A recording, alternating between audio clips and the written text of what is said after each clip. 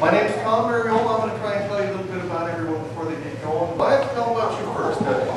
Jernigan here, she's one of the co-founders of the Story Fest that we see here. She's, well, she wins all kinds of awards for storytelling, and she goes overseas to tell stories and lead workshops to kids, American children, who are in overseas schools over there. She's been to Italy, Germany, Bahrain. In fact, she just flew in from Germany, and yes, her arms are tired. Let's give her a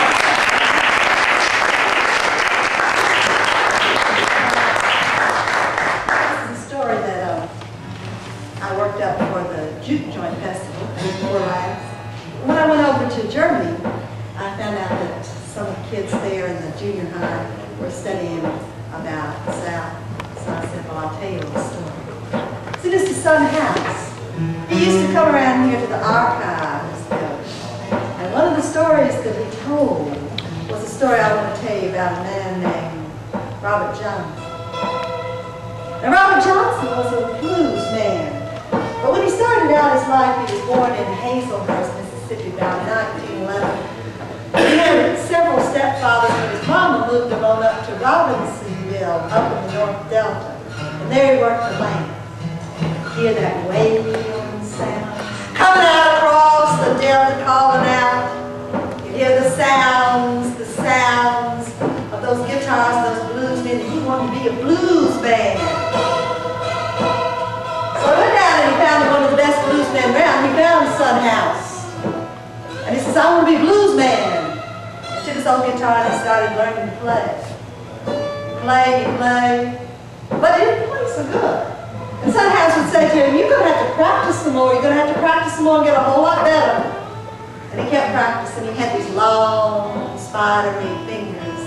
And he played that guitar, but it just didn't come out sounding like he wanted it to sound. Son House just kept shaking his head. And one day, Robert Johnson just disappeared right off the face of the earth. Didn't see him anymore down in the Delta for several months. And this is the story that Son House says. He says, one day, Robert Johnson went down. Here I am, down this 61 highway, crossing down through the Delta. They say we come down here in the dark of night, on before dawn, to where the crossroads pass. You can call out to a man, and he may come out of the mist. Hey there, Mr. Man! Me, Robert Johnson, calling to you. And there, coming out of the Delta mist, a man came, all dressed in black with eyes red as coals. He said, you called. You called. You, Mr. Beelzebub, Mr. Satan Man, Mr. Devil Man. Well, sir, I'm whoever you want me to be. You want me to be that devil man? Who are you and what you need of me? Tell you what I need of you. See, I want to play the blues. I want the blues to wail. I want to be known as the best blues player in all this land. I want to take these fingers and make my guitar sing and wail so that my legend will live for years to come, for centuries to come. I tell you, Mr. Robert Johnson, you might want that of me, and it may be that I can do that, but you know, I drive a hard bargain. You know what you're going to have to give me, because you know what the other part of the story is.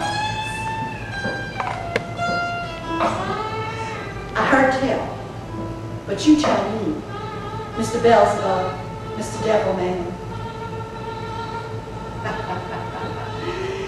Yes. You make the bargain at the crossroads here at 61 Highway with Delta. You're going to have to give me your soul, Mr. Robert Johnson, so that when you leave this earth, you join me and play down there in the crackling fires. drive a mighty hard bargain. It's the devil. I've puzzled over this for some time, but I tell you, I want to be the greatest blues man in the land.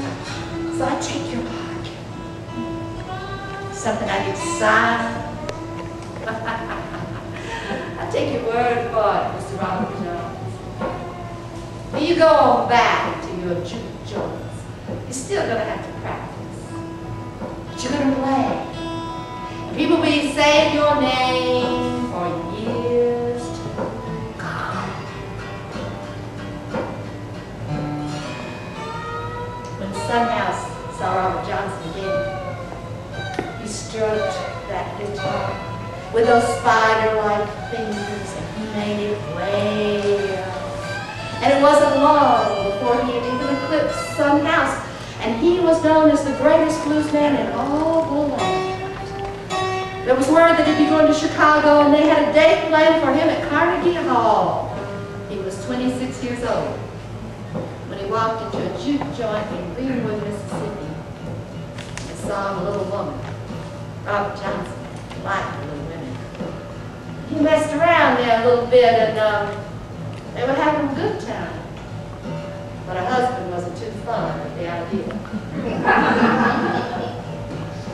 They said, some said, that husband stabbed him to death. But the legend says that he put a little poison in his drink. For Robert Johnson liked a little drink. And they say that it took 3 days for Robert Johnson to die, and that he was crawling around on the floor like a mad dog. That is waiting because he knew he was going to meet the dogs at the gates. And on the other side, he could hear calling. You ready to pay your dues, Robert Johnson?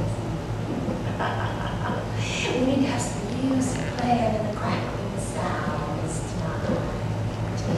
Come on and join us. Come on and join us. And he may be buried near Greenwood.